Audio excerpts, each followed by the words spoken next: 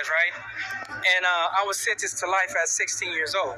Coming from conditions that was straight gang activity for the youth, I don't want to see my young homies on the shore still staying here. I've been here 27. Why would I want that for my young? I want to. My definition of resilience is our people are resilient. Our struggle, our suffering. We've been resilient once you study from the beginning of time. So it's just passed on. The struggle, it's pain, everything I face daily and I overcome. That's me being resilient. Me being resilient is reforming myself. Coming from conditions that was straight gang activity, everything I come through to up in here to reform myself as a leader to say, well, I done outgrew this. This ain't me no more. That's being resilient because I don't care about the followers or the naysayers. I don't have them kind of insecurities no more. You know what I'm saying? I got to live for my grandson. I got to live for my wife. I got to live for people who are doing stuff for me. For the youth, I don't want to see my young homies on this shore still staying here. I've been here 27. Why would I want that for my young people? You know what I'm saying? So that's how I define resilience. You know what I'm saying? Just to sum up that question.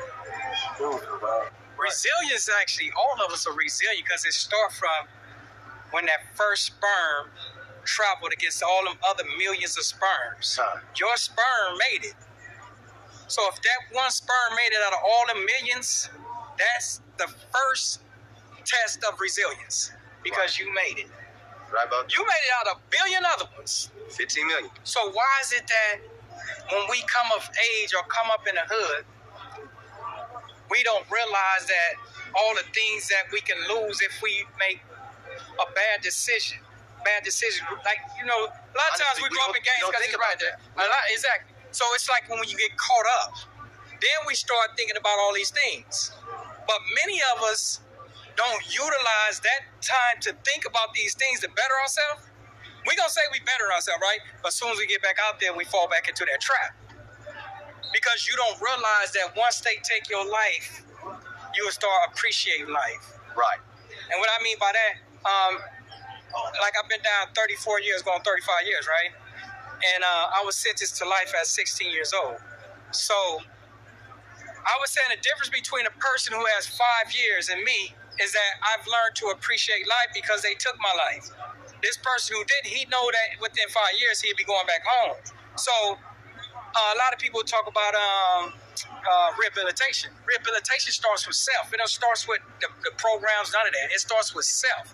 If you want to rehabilitate, you got to start with self. You got to believe it. You got to change your mindset. Because if you don't change your mindset, you're going to continue to repeat the things that get you caught up. And so that's what I wanted to say because I want to continue to pass the torch because we got a lot to say. Double back on what you said real quick. Yes. Okay, so on resilient, I lost what you said, but it goes back to the magazine. That gives everybody in prison a chance to show their resilience, to show if they just to put their stuff out there. You feel me? If they've been writing poems all these years, or been writing short stories, or whatever they life is, what they've been doing positive, but ain't been scared to put it out there. We came out with this magazine to help people put their content out there so they can have something positive to go home to, or if they not get going home, they can try to generate an income so they can have something where they're not doing the negative stuff to stay in here. You selling drugs, or you feel me, doing something, they can do something positive with their poems or their spoken word. We're trying to pave a way so they can use their resilience. Right. See, resilience is just nothing but you snapping back. You fall down, you get back up. Our people, when they first came over, there was some very resilient people because they went through hell coming over here from the motherland all the way over here. Just imagine what they went through. So it's because of them you here today. That's resilience. Me, I actually black. I like it, man. I had to smile when you said it because I want to salute the sisters first and foremost. See, when you go through the struggle and you in here, from my wife, from my mama, from my sisters, all the sisters that when we go to this fifth room, we don't be getting poured out. There's a lot of brothers in here. There's a lot that don't get shined in here. See, they glorified the rappers, and it's supposed to give you some kind of credit. But when you're really living on that brack and that bump, and you know what I'm saying, you're not getting visits, you're going to really see. So Actively Black, for the sisters who come in here, man, don't never let nobody put you down or say nothing bad about you, because you're really making an ultimate sacrifice for us, for our choices on why we in here, whether we did it or we didn't do it. Right. So Actively Black, though, you know, for like y'all, that's love, man, to come in here and pull us out, like, you know what I'm saying, and have us a platform. You know, it's unjust, it's against us, man. We up in here, whether we did it or not. They don't care. You know what I'm saying? So for us, just to even, like, you know, even to be able to have a platform to speak on, man, I salute y'all, man, to the highest, man. That's just really, I don't care about nothing else but my people, you know what I'm saying? And just being positive. You feel me? I don't be on nothing else, man. And whoever know me, they'll tell you that's where I'm at. You know what I'm saying? I don't just deal with everybody. You know, I got what I got, you know, as far as how I carry myself, my character and conduct. But overall, as far as my people, I'm there. You know, as long as you know some positive shit. Right. But other than that, I'm cool. You know. I got a question for y'all.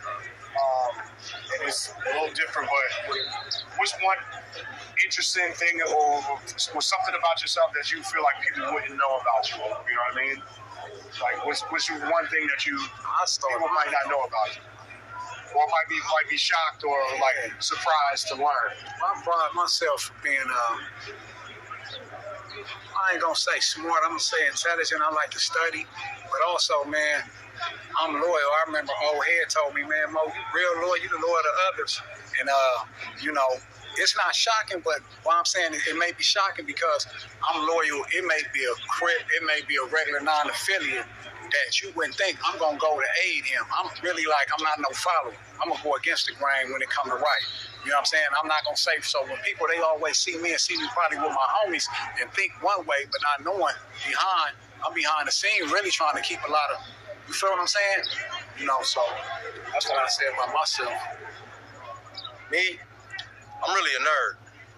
I read all day. I'm into magic. I read science. And I'm into animals and marine life. That's what I do all day. People don't know that. That is shocking because I didn't even know that.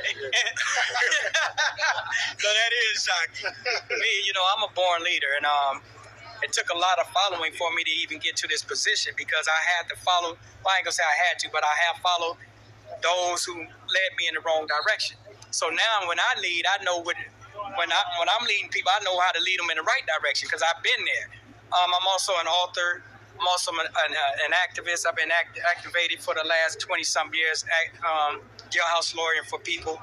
I'm also one of the co-founders of Black Lives Matter Prison Chapter. And I got a lot of things going on. And just because I've been incarcerated for the past 35 years, that doesn't mean I'm not free. See, first you got the freedom of mind before you can be free of anything. And there's more people on the street that's more in prison than I am, than these brothers. When we learned to unshackle the shackles from the mind, we became free. There's a difference between freedom and freed. Freedom is the free, the don't. Free, don't. So you got to know the difference. So we free in that way. And we will be back on the streets again. When I hit them streets, I want to let you know, I'm going to be the face for the youth offenders, for the juveniles, because I was a juvenile back in 1989 at 16 years old. There's no way in the world that a juvenile should be incarcerated for decades. I've been on 3 decades from a 16-year-old, now I'm 51 years old. So y'all watch out for me because I'm going to change the game. Well, and just real quick. So this magazine that we doing, he was saying, when we on that bunk and we're not getting visits, just imagine them. They probably got it worse than us. They're not getting visits like we getting visits. So we made certain little specifications in the magazine to cater to the women that's locked up. It's not just for the men, it's for the women locked up as well.